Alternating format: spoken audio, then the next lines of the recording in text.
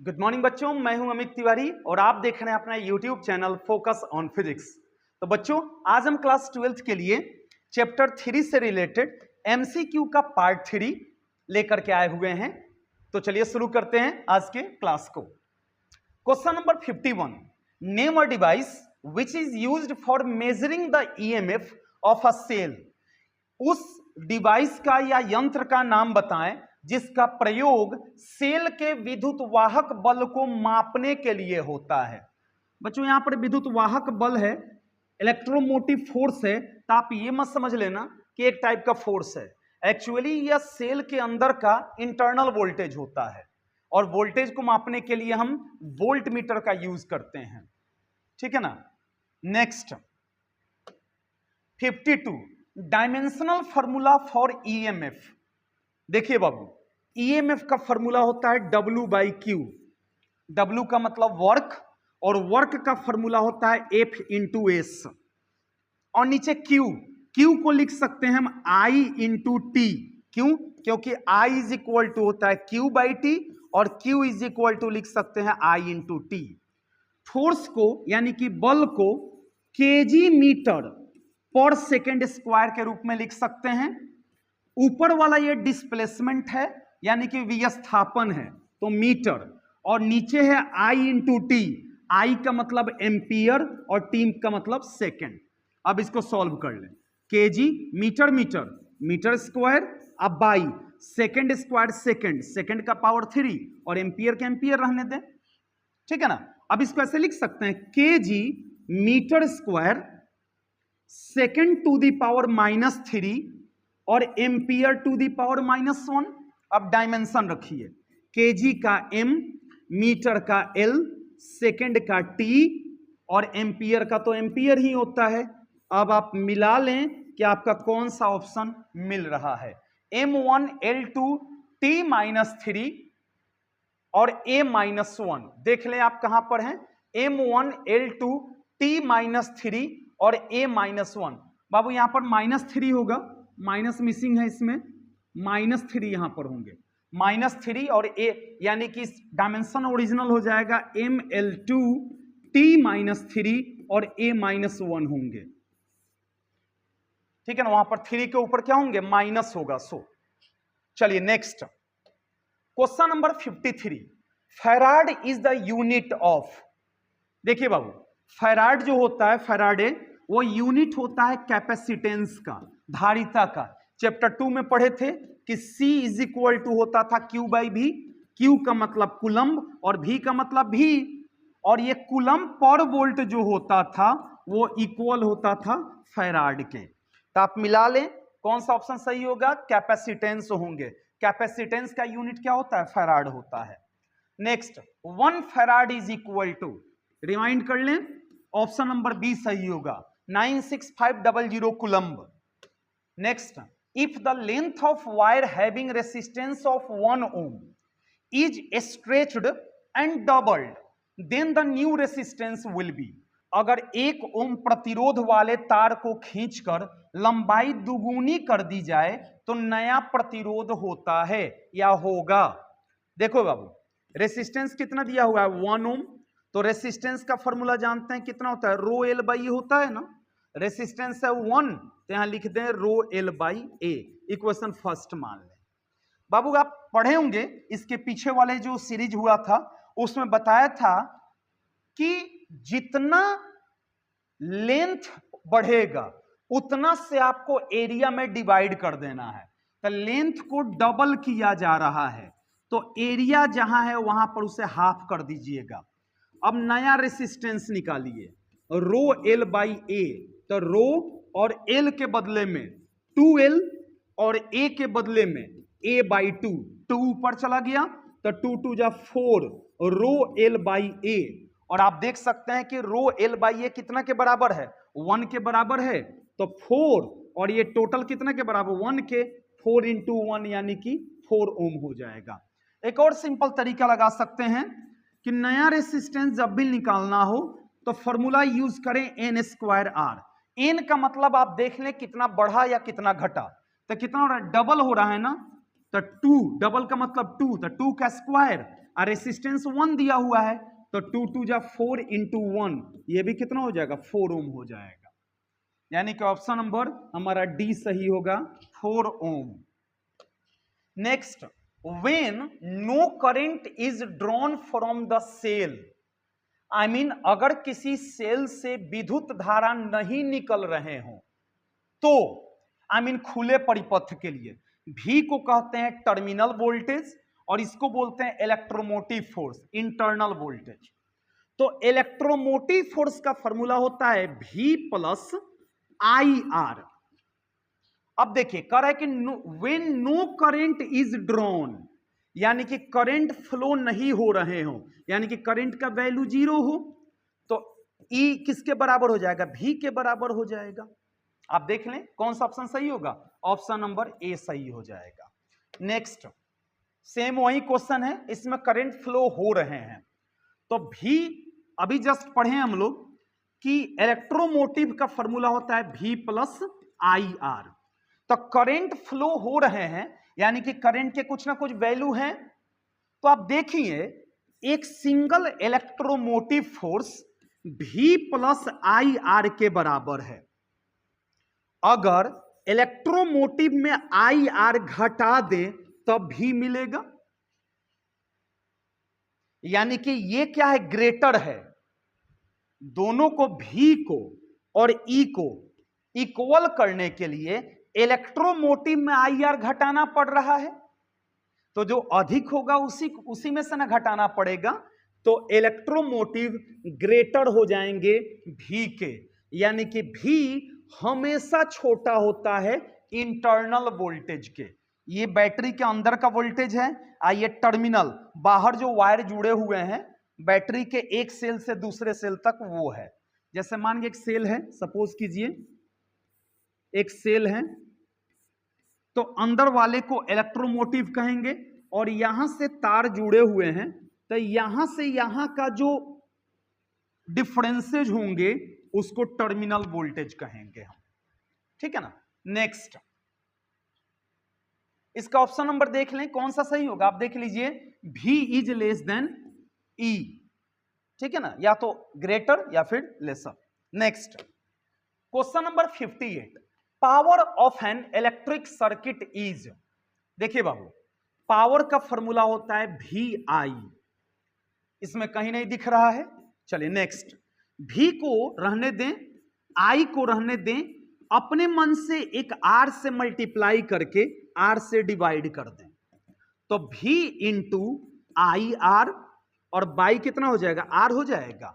अब V into I R किसके बराबर होते हैं, V के बराबर होते हैं, और नीचे R हो गए, यानी कि V square by R, hence power is equal to हो जाएगा V स्क्वायर बाई R। आप देख लें ऑप्शन नंबर सी सही होगा। ऐसा यूनिट ऑफ पावर, देखिए बाबू पावर इक्वल टू फॉर्मूला होता है एनर्जी बाई टाइम, ये भी फॉर्मूला होता है, और एक VI भी होता है, बहुत सारा फॉर्मूला होता है, एक होता है V स्क्वायर बाई R, इस टाइप का बहुत फॉर्मूला होता है। ये ओरिजिनल लेके चलते हैं, तो एनर्जी का जूल और टाइम का सेकंड, तो जूल पर सेकंड, और यही इक्वल होगा वाट के। आप देख लें क्या दोनों है, बिल्कुल है, जूल पर सेकंड है और वाट भी है। इसको ऐसे भी लिख सकते हैं आप, जूल पर सेकंड, यानी कि ऑप्शन नंबर सी सही होंगे both. Next, in series combination resistor of lowest power has brightness, यह समझने की बात है, इसमें थोड़ा सा ध्यान देना कि सपोज कीजिए 3 बल्ब जुड़े हुए हैं, देखना बुआ, एक बल्ब यहां है, दूसरा बल्ब यहां जुड़ा है और तीसरा बल्ब यहां जुड़ा हुआ है, और तीनों किसमें जुड़े हुए हैं, सीरीज में जुड़े हुए हैं, ठीक है ना। मान गए इसका पावर है 25 वाट, इसका पावर है 50 वाट और इसका पावर है 75 वाट। अगर इसी को हम पैरेलल में जोड़ देते, बुआ देखिएगा, अगर एक बल्ब यहां पर, दूसरा बल्ब यहां पर और तीसरा बल्ब यहां पर जुड़ा हुआ रहता, किसमें, पैरेलल में, और ये अपने सेल के साथ कनेक्ट रहते, ठीक है ना। ये कितना है 25 वाट, ये है 50 वाट और ये है 75 वाट। तो देखिए एक तरफ लिख देते हैं सीरीज यानी कि श्रेणी क्रम और दूसरी तरफ लिख देते हैं पैरेलल। ज्यादा डीपली नहीं बताएंगे, बस एक छोटा सा ट्रिक बता देते हैं। सीरीज में जिसका पावर कम होगा, सीरीज में जिसका पावर कम होगा उसका रेसिस्टेंस यानी कि प्रतिरोध ज्यादा होगा और उसका ब्राइटनेस यानी कि वो ज्यादा लाइट देगा, उसका ब्राइटनेस अधिकतम होगा और वह सबसे पहले फ्यूज होगा। याद रखिएगा। अब देख लें सबसे कम कौन है, 25 वाट है ना, तो 25 वाट यानी कि जिसका पावर कम होगा उसका ब्राइटनेस क्या होगा, अधिक होगा। तो लोएस्ट पावर पूछ रहा है तो उसका ब्राइटनेस अधिक होगा। वहीं अगर पैरेलल की बात होती तो जिसका पावर अधिक होता उसका रेसिस्टेंस कम होता। दोनों तो एक दूसरे के इनवर्सली होते हैं, क्यों, P = V² होता है ना, एक दूसरे का उल्टा होता है, लेकिन उसका ब्राइटनेस मैक्सिमम होता। यानी कि पैरेलल में जिसका पावर अधिक होगा उसका ब्राइटनेस अधिक होगा, लेकिन वही सबसे पहले फ्यूज होगा। ठीक है ना, वही सबसे पहले फ्यूज होगा। क्लियर हो गया। कारण इसका क्या है, जब थ्योरी पढ़े होंगे या पढ़ेंगे तब वहां क्लियर इसको समझाया जाएगा। ऑब्जेक्टिव में उतना क्लियर हम आपको नहीं समझा पाएंगे, बहुत ज्यादा टाइम लग जाएगा। चलिए next 61, connection of domestic circuit are, यानी कि हमारे घरों का जो कनेक्शन होता है बाबू वो पैरेलल में होता है। क्यों पैरेलल में होता है, देखिए ये पैरेलल में मान के कनेक्शन कर दिया गया, 3 बल्ब का ये कनेक्शन है, ठीक है ना। तो तीनों बल्ब को अगर किसी मेन सोर्स से जोड़ा जाए तो अगर सपोज कीजिए 5 वोल्ट निकल रहा है तो इसको भी 5 वोल्ट, इसको भी 5 वोल्ट और इसको भी 5 वोल्ट मिलेंगे। यानी कि सबके लिए वोल्टेज क्या होता है, सेम होता है। और घर के जितने इलेक्ट्रिकल एप्लियंसेज बने होते हैं जैसे फैन, मरकरी, बल्ब या बाकी जितनी चीजें बनी होती है वह सब सेम वोल्टेज पर काम करने के लिए बने होते हैं। और सेम वोल्टेज किस में मिलता है, पैरेलल में मिलता है सबको सेम वोल्टेज। इसलिए जो घरों में कनेक्शन किए जाते हैं वो पैरेलल में किए जाते हैं। ठीक है, अगर सीरीज में होता तो सबका वोल्टेज क्या होता, अलग अलग होने लग जाता। Next, electric heater wire is, ये तो सिंपल है, क्या होता है, नाइक्रोम का बना होता है। नाइक्रोम का क्यों, क्योंकि नाइक्रोम का रेसिस्टिविटी अधिक होता है। रेसिस्टिविटी अधिक होगा तो उसका रेसिस्टेंस अधिक होगा, यानी कि प्रतिरोध अधिक होगा। और जितना हीटिंग इफेक्ट वाले एप्लियंसेज हैं जैसे कि हीटर हो गया, इस सब चीजों में वैसे मटेरियल का यूज किया जाता है जिसका रेसिस्टिविटी ज्यादा हो। जितना ज्यादा रेसिस्टेंस या रेसिस्टिविटी होगा वो उतना ज्यादा गर्म होगा। ठीक है ना। तो एक तो कारण हो गया कि रेसिस्टिविटी और रेसिस्टेंस अधिक होता है, दूसरा इसका मेल्टिंग पॉइंट हाई होता है।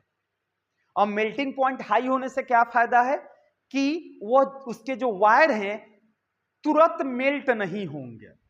ज्यादा टेम्परेचर जब बढ़ेगा बहुत ज्यादा तब जाकर के वो मेल्ट होगा, तत्काल में मेल्ट नहीं हो पाएगा। आंसर इसका क्या होगा, नाइक्रोम का होगा। Next, the material which is used in electric heater, same चीज है, बस क्वेश्चन लिखने का तरीका अलग अलग है। नाइक्रोम होगा। Temperature of an electric bulb after switching on, यानी कि स्विच ऑन करने के बाद बल्ब का ताप, जब आप बल्ब को ऑन करते हैं तब पहले उसका टेम्परेचर क्या होता है, ऑफ रहता है, तो एकदम थोड़ा भी टेम्परेचर नहीं। जब वो जलना शुरू करेगा तो टेम्परेचर बढ़ेगा और लास्ट में जाकर क्या हो जाता है, एक ऐसा समय आता है कि टेम्परेचर कांस्टेंट हो जाता है। अगर कांस्टेंट नहीं होता तो टेम्परेचर बढ़ते बढ़ते बढ़ते ब्लास्ट कर जाता। तो जितने इलेक्ट्रिकल एप्लायंसेज हैं सब ब्लास्ट कर जाते हैं। तो उसमें एक डिवाइस लगा रहता है जो कि लास्ट में उसके टेम्परेचर को क्या करता है, कांस्टेंट कर देता है। तो पहले तो बढ़ेगा और फिर क्या हो जाता है, नियत हो जाता है। यानी कि ऑप्शन नंबर डी सही होगा। नेक्स्ट हुआ SI unit of electrical energy, आसान है, पावर इक्वल टू होता है energy by time, energy is equal to हो जाएगा पावर इनटू टाइम, पावर का वाट और टाइम का सेकंड, तो वाट सेकंड हो जाएगा, देख लीजिए कौन सा है सो, और वाट सेकंड किसके बराबर होते हैं, जूल के बराबर होते हैं, तो जूल भी सही, वाट सेकंड भी सही, यानी कि ऑप्शन नंबर सी सही होगा। Next, electric energy is related to electric power, अभी पढ़ें कि पावर इक्वल टू क्या होता है, एनर्जी बाई टाइम होता है, तो एनर्जी इक्वल टू क्या हो जाएगा, पावर इनटू टाइम। अब आप देख लें कहां दिख रहा है so, power energy is equal to power into time, कहां दिख रहा है, ऑप्शन नंबर ए दिख रहे हैं सो। ये जितने ऑब्जेक्टिव आपको बताए जा रहे हैं ना, ये बोर्ड के लिए काफी इंपॉर्टेंट है, अगर सारे ऑब्जेक्टिव को आप क्लियर कर लेते हैं तो मुझे नहीं लगता है कि बोर्ड में आपका एक भी क्वेश्चन छूटेगा, लेकिन पढ़ लें तब, आपको याद हो जाए तब, ठीक है ना। तो हमको लगता है कि जितने बोर्ड में क्वेश्चन आएंगे, जितने ऑब्जेक्टिव क्वेश्चंस आएंगे, वे सब के सब आपके सॉल्व हो जाएंगे, बस थोड़ा ध्यान से पढ़ो, जरूर सब सॉल्व हो जाएगा। 67 the direction of flow of electron is, ये तो आपको पता है कि जब एक कंडक्टर को हम किसी सेल के साथ कनेक्ट करते हैं, एक पॉजिटिव टर्मिनल दूसरा निगेटिव, तो ये निगेटिव हो जाएगा और ये वाला टर्मिनल पॉजिटिव हो जाएगा। तो ये तो बहुत पहले हम लोग पढ़े थे कि इलेक्ट्रॉन फ्लो होने लग जाते हैं किस स्पीड से, ड्रिफ्ट स्पीड से। डायरेक्शन देखिए माइनस से प्लस, लेकिन इलेक्ट्रिक करंट का डायरेक्शन क्या होता है, प्लस से माइनस की तरफ होता है। यहां इलेक्ट्रॉन का पूछा जा रहा है, तो -2 क्या हो जाएगा, प्लस हो जाएगा। आप देख लें negative to positive. Next, the quantity V by I is called, तो बच्चों V बाई आई किसके बराबर होता है, R के बराबर होते हैं। कैसे, V equal to I R होता है ना ओम्स लॉ के थ्रू, तो यहां से अगर R निकालें तो लिख सकते हैं V बाई आई, R का मतलब रेसिस्टेंस मींस प्रतिरोध हो जाएगा। Next, galvanometer is the device which is used to detect voltage, resistance होगा नहीं, करंट होगा नहीं। Next, electromotive force is measured in, बच्चों EMF पूछा जा रहा है, कितनी बार इसको हम लोग पढ़े हैं कि यह एक प्रकार का क्या होता है, वोल्टेज होता है, और वोल्टेज को किस में मापते हैं, वोल्ट में मापते हैं।